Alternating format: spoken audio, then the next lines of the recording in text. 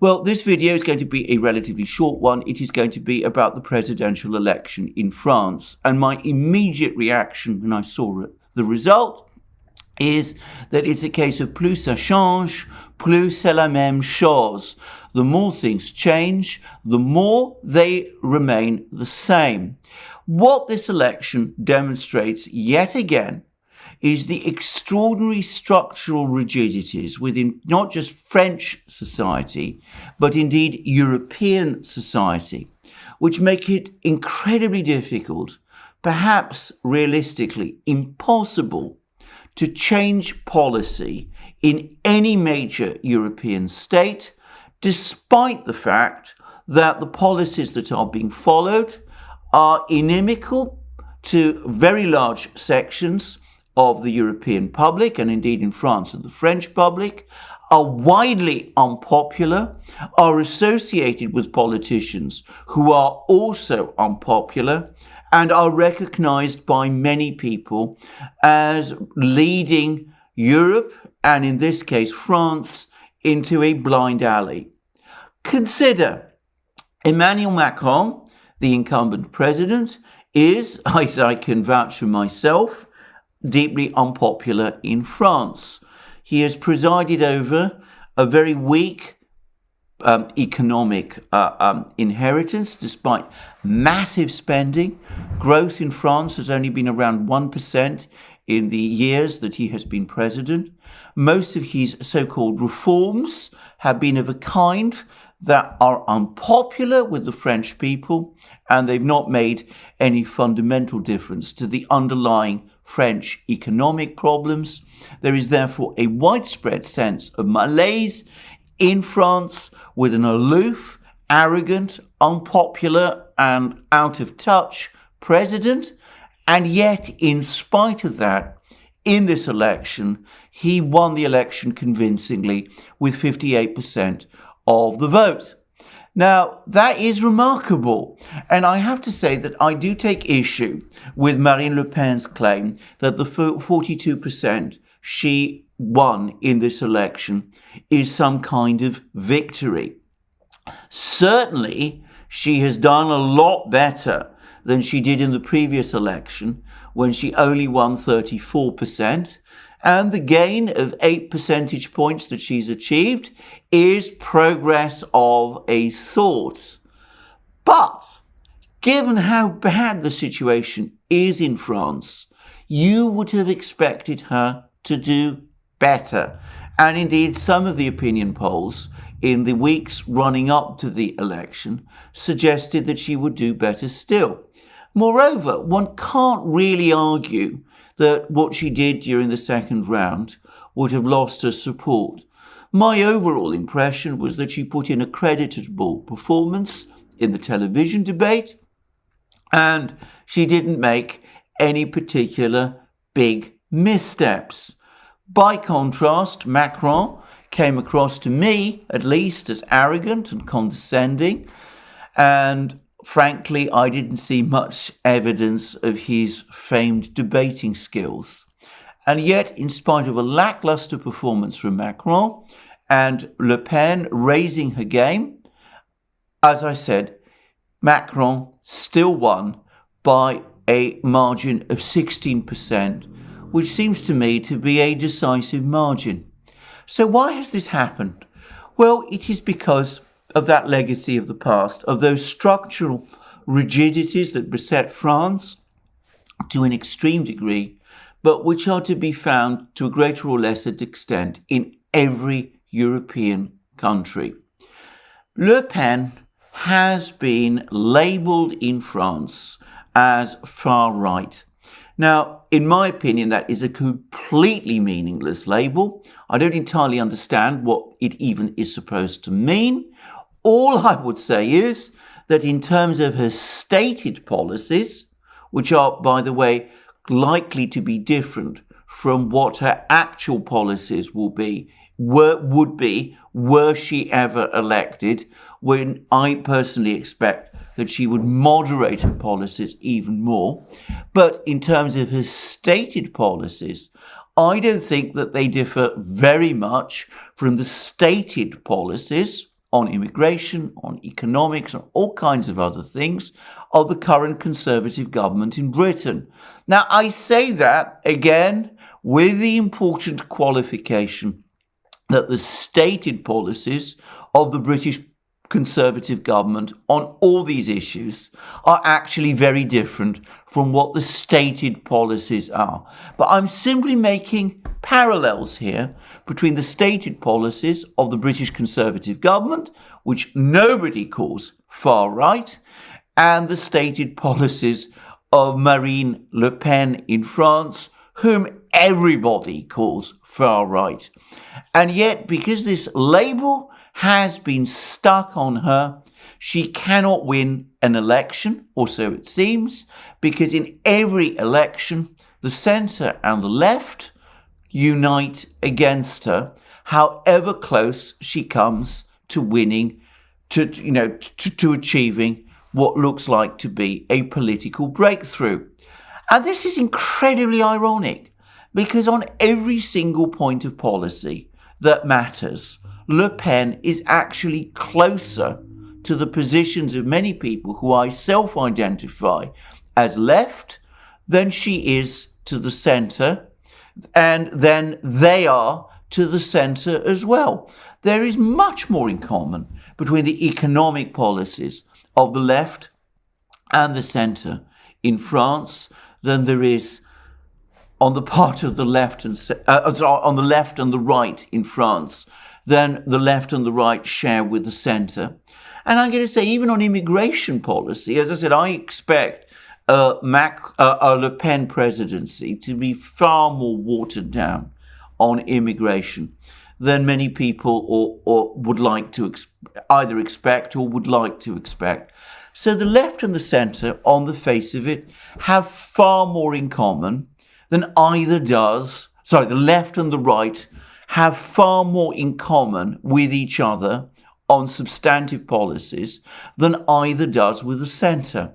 And yet the mere fact that Le Pen is identified as far right is enough to mean that 42% of the voters who voted for Jean-Luc Mélenchon in the first round of the election voted for Macron in the second round, even though most of them detest Macron, and even though, as I said, Le Pen's policies ultimately are closer to those that those left-wing voters support than Macron's are. And I can't really see why, short of an economic collapse, things will be any different in the next presidential election in 5 years' time. Indeed, one could see that there would be factors in a future presidential election in 5 years' time that might actually work against Le Pen. After all, Macron will be gone by then. He can't stand for a third term. So who would probably run? The person who would probably run would be someone new, and quite plausibly that person would be packaged to the French as a breath of fresh air, a drastic change with the failed policies of the past, which is exactly what they did with Macron 5 years ago. And one can imagine that there would be French people who would either believe it or who would want to believe it as an excuse for not voting for Le Pen. So we see how Le Pen, as the main challenger to the status quo, always gets defeated by a Republican combination of the centre and the left, even though, as I said, the left actually shares much more with her in terms of policy than the left shares with the centre led by Macron. Now, the self-declared and in fact actual leader of the left, Jean-Luc Mélenchon, is now saying that what he wants is to his party, his new political formation, to win the parliamentary elections in June. And quite clearly, he's angling to become prime minister in a cohabitation arrangement with Macron. And that seems to have been his tactic and his strategy all along. He was careful not to tell his supporters to vote for Macron, but he told them not to vote for Le Pen. And as we see, large numbers of them have heeded him. So that seems to be his strategy. Le Pen, for her part, also wants to make big inroads in the legislative elections in June. I'm going to say something about this. I think Mélenchon's policy is overcomplicated and overambitious. And I suspect that what will happen is that with the legislative elections coming, many centrist voters who previously had voted, who in the presidential election voted for Macron, basically to keep Le Pen out, will now trickle back to the established parties, the Republicans and the Socialists, and perhaps to Macron's own En Marche party. And we could very well end up seeing a parliament, a French legislative assembly, which admittedly will probably have stronger representation from the left and from the right, but which will still, to a great extent, be controlled by the centre, which will continue to have enough votes to hold the balance. And I say that because after what Mélenchon has said in the elections, it is inconceivable that he could enter into coalition with Le Pen's National Rally. So unless his party were to win an outright majority, which I think is unlikely, he would have to go into coalition with centrist parties, ultimately connected to Macron, if he were indeed to become prime minister.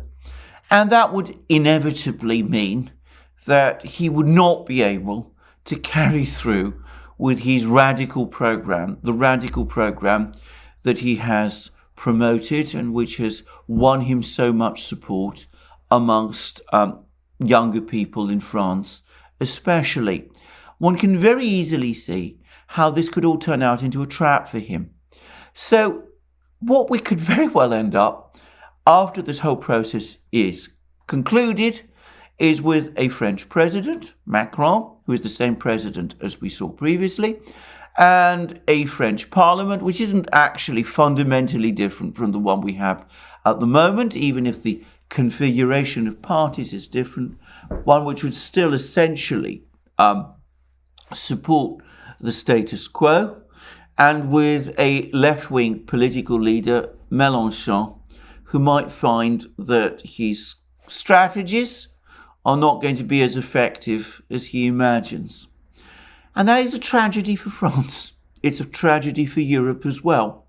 It is a further sign of how what I call Merkelism, Angela Merkel's strategy of governing everything from the centre, of tilting sometimes to the left, sometimes to the right, as the eddies and currents of politics flow around the political lake in Europe, how that continues to in European policy, and how, of course, what it results in is not movement, it is immobilism and ultimately stagnation. Of course, it works very well for the centre in Brussels, which continues to take more and more power from the states, but it means that effective challenges to the Brussels centre from the states is simply not able to cohere, even though, as we've seen in a country like France, the policies that the centre is imposing are deeply unpopular. Unless and until this changes, unless and until right and left, or what call themselves right and left in countries like France, are prepared to put the past behind them, go beyond the policies, the political structures that were created by the French Revolution and the centuries that followed, leading all the way up to the Second World War. I'm sorry to say, I think we will continue to see plus ça change, plus c'est la même chose. The more things change, the more they remain the same.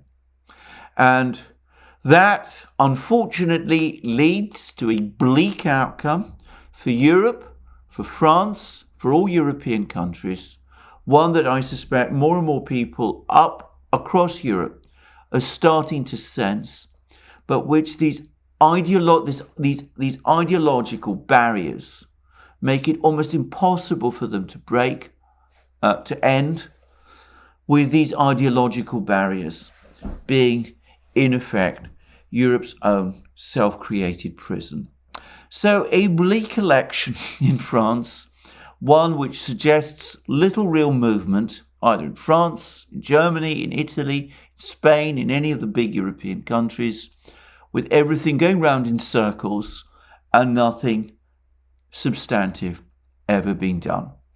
Well, thank you for joining me for this rather bleak perspective on Europe. I hope you'll join me nonetheless again in future programs on this channel. Look forward to you doing so. In the meantime, remember you can find us on other platforms. I mentioned Rumble and Locals at the start of this program, but you can also find us on channels like Super U and others as well. And of course, don't forget you can support us via Patreon and Subscribestar, and also by going to our shop and buying the amazing things that you will find there. And last but not least, by ticking the like button to this video if you've liked this analysis, bleak as it is, and by checking your subscription to this channel. Thank you for joining me again today, and I look forward to you joining me again soon, and have a very good day. Until then.